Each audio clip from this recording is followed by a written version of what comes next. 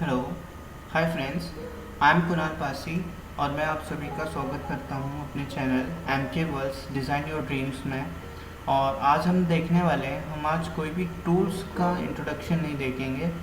हम आज समझेंगे कि जो स्टिकीनेस की बात कर रहा था मैं, इंट्रोडक्शन वाला वीडियो जो मेरा था उसमें, जिसमें मैंने जो स्टिकीनेस के बारे में बात करी थी स्केचअप की, है ना, वो हम देखेंगे कि क्या होता है। और भी चीज़ें हम आगे देखेंगे वन बाय वन। तो पहले हम देख लेते हैं स्टिकीनेस होता क्या है ना। तो जैसे कि आपने एक फिगर बनाया, ठीक है, हमने ऑलमोस्ट अभी तक सारे जो 2D के ड्राइंग वाले टूल्स होते हैं वो देख लिए हैं, है ना। तो अब टाइम आ गया कि स्टिकीनेस को समझा जाए और आप इतने काबिल हो चुके हैं कि आप स्टिकीनेस को समझ सकेंगे, है ना। जैसे कि हमने ये जो दो ज्योमेट्री बना दी है, ठीक है, तो क्या होता है, ये लाइन और फेसेस से मिलकर बना हुआ है स्केचअप में हर चीज़, ठीक है। तो जब ये लाइन इस लाइन के ऊपर गई, है ना, तो ये इससे कनेक्ट हो गए और ये सरफेस भी इससे कनेक्ट हो गई, तो ये एक नई सरफेस जनरेट हो गई इधर, ठीक है। अब इससे अगर आपको छुटकारा पाना है ना, तो क्या होगा, अगर आप चाहेंगे इसे, आप इसे अलग कर लें, ठीक है, तो ये अलग नहीं होगा, ये इसके साथ जुड़ जाएगा, ये स्टिकीनेस, है ना। तो आप चाहें कि ऐसा ना हो, है ना, तो ये जनरली हम 2D में तो इसकी ज़रूरत नहीं पड़ती है, फिर भी पड़ सकती है अगर दो फिगर बनाने हो। बाकी इसे हम ज़्यादातर 3D में यूज़ करते हैं, है ना। 3D ऑब्जेक्ट तो एक दूसरे से जुड़े न जाए उसके लिए यूज़ करते हैं।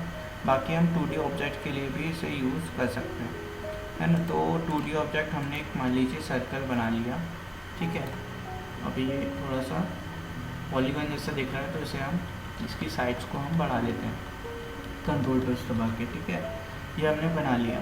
इसके बाद अगर हमने इसके ऊपर लाइन बना ली, ठीक है, तो ये जो लाइन है ना, आप अगर इसे मूव करेंगे ना, मूव टूल ये होता है, एडवांस में देख लीजिए मूव टूल क्या होता है ना। तो ये कहलाता है मूव टूल, है ना। इसे हम अगर सिलेक्ट कर लें ये लाइन को, ठीक है, ये लाइन को हमने सिलेक्ट कर लिया और हम मूव टूल की सहायता से इसे मूव कर ले रहे हैं अभी, ठीक है, क्योंकि ये लाइन बस है।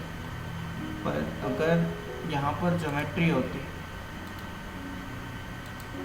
ठीक है, और उसे हम सिलेक्ट करते, ठीक है, ये सेलेक्ट किया हमने, ये सेलेक्ट किया और उसे मूव करते हैं, है ना।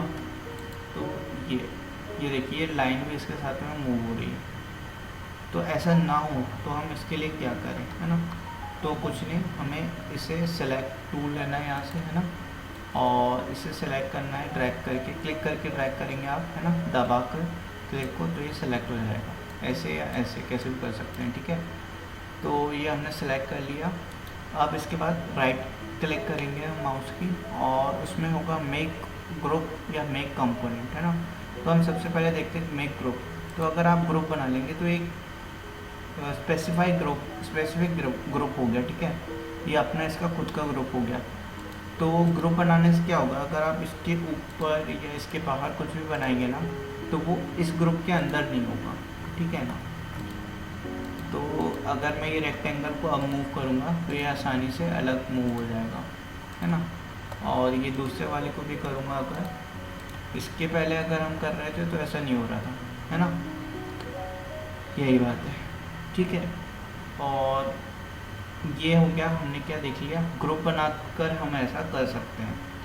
अगर आपको देखना है कि कंपोनेंट बनाकर भी ये चीज़ को हम शॉर्ट आउट कर सकते हैं, कैसे, इस पर क्लिक करके हमने सेलेक्ट करके या क्लिक करके कुछ भी, है ना, दोनों ही काम करेंगे। तो हमने ये सेलेक्ट किया, इसके बाद मेक कंपोनेंट कर दिया, है ना, राइट क्लिक करने के बाद। तो मेक कंपोनेंट किया, ये नाम पूछेगा, है ना।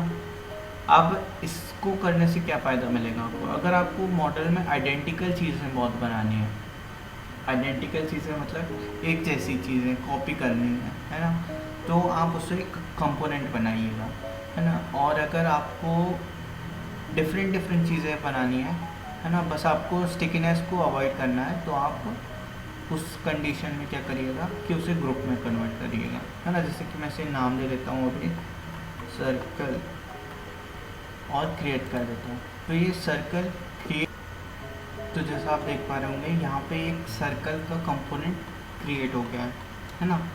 तो ये कंपोनेंट का डिफरेंस हम तब देखेंगे जब हम कंपोनेंट और ग्रुप में दोनों का डिफरेंस तब देखेंगे, ज़्यादा अच्छे से समझ में आपको तब आएगा जब हम मूव टूल देखेंगे, ठीक है ना। और तब तक के लिए हम एक और दूसरे टूल, कुछ और दूसरे टूल के बारे में देख लेते हैं, जैसे कि हमारा टेप टूल क्या होता है ना। तो टेप टूल कुछ नहीं, अगर हमने ये तो हमने यहाँ पर एक रेक्टेंगल क्रिएट कर लिया, मान लीजिए हमने किया ये 10 feet, 15 feet समथिंग, ओके। इसके बाद अगर हमें एक रिक्वायर्ड लेंथ में हमें एक गाइडलाइन चाहिए थी, यहाँ से हमें एक लाइन बनानी है, अगर मान लीजिए 6 feet पे है ना। तो हमें यहाँ पे लाइन बनाने की ज़रूरत नहीं है, हम ये टेप टूल से, टेप मेज़र टूल से है ना, इसका शॉर्टकट क्या होता है T, है ना। हमने इसे लेकर ये मेज़र कर दिया, एक पॉइंट लिया, उसके बाद जितना भी डिस्टेंस हमें चाहिए था, फॉर एग्ज़ाम्पल 4 feet स्पेसिफाई करके एंटर कर दिया। अब इसके बाद आप इसके ऊपर लाइन बना सकते हैं, ठीक है ना। तो ये आपको एक गाइड की तरह काम करता है, और ये लाइन जो होती है इनफाइनाइट होती है, कौन सी, जो ये हमारा tape tool dotted line create करता है।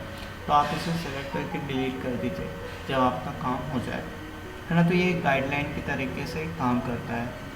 और अगर आप प्लान क्रिएट करेंगे है ना 2D में, तो ये आपको बहुत ज़्यादा सहायता करेगा आगे चलकर, वो हम देखेंगे जब हम एडवांस ट्यूटोरियल्स देखेंगे स्केचअप के, है ना। डायमेंशन टूल हमने अभी तक देखते ही आए हैं, एक बार और अच्छे से देख लेते हैं, है ना।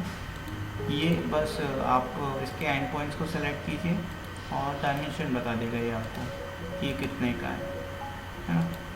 ये देखिए बस इतना सा है। और जो आपको ये प्रोटेक्टर टूल दिख रहा है यहाँ पर, है ना, तो ये एंगल मेज़र करने के काम में आता है। तो ये हमने ये यहाँ पर आप देखिए, है ना, तो ये आपको ये नीचे बता दिया 90 डिग्री का। आपको अच्छे से तब समझ में आएगा। एक पाई हम उसके लिए क्रिएट कर लेते हैं ना। हम मान लीजिए यहाँ पे 67.8 डिग्री का हमने क्रिएट किया है, ठीक है। अब इससे हम मेज़र करते हैं, प्रोटेक्टर से हम एंगल मेज़र करते हैं स्कूल में, है ना। तो ये हमने 2 एंड पॉइंट सेलेक्ट किए जो हमारे बेस लाइन हो जाएंगी, और इसके बाद हमने ये वाला एंगल, ये वाला एंड पॉइंट सेलेक्ट कर दिया, है ना। तो ये देखिए इसने बता दिया यहाँ पर एंगल में ये 67.8 डिग्री का है यहाँ पर, है ना। और ये भी क्या करता है, डॉटेड लाइन क्रिएट करता है। तो आप इसे जब यूज़ हो जाए तो आप इसे डिलीट कर दीजिए, है ना। टेक्स्ट लेबल अगर आपको किसी चीज़ को बताना है कि ये क्या है ना, ये देखिए। तो ये जो है ये आपको बताएगा कि इसमें ये जो है क्या चीज़, इसका डायमेंशन आपको बता देगा, है ना। जैसे कि ये है ना, तो मैंने ये कर दिया यहाँ पर इसे। तो ये क्या है, 15 फीट की है ये लाइन, है ना, इसने ये बता दिया। तो ये होता है टेक्स्ट लेबल, है ना। इसे आप एडिट भी कर सकते हैं, यहाँ पर आप कुछ भी लिख भी सकते हैं, जैसे कि मैंने यहाँ पर लिख दिया वॉल, है ना, और यहाँ पे क्लिक कर दीजिए। तो ये आपको शो कर देगा कि ये चीज़ क्या है, वॉल है। एनोटेट करना हो आपको, है ना, कुछ भी, तो आप इसका यूज़ कर सकते हैं, है ना। अब आगे बढ़ते हैं अपन किस में, अपने टेक्स्ट टूल में, ठीक है। तो यहाँ पर और फिर ये इसने बोल दिया हमें एंटर टेक्स्ट। तो अब यहाँ पर हम एंटर कर देते हैं, जैसे कि मान लीजिए हमने किया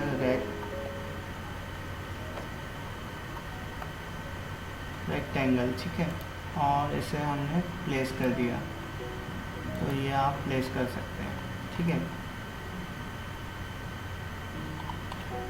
ना। जैसे कि आपने मान लीजिए यहाँ पे एक रेक्टेंगल बनाया था और इसे शो करना था आपको, तो आपने इसे शो कर दिया कि ये क्या है, एक रेक्टेंगल है ना।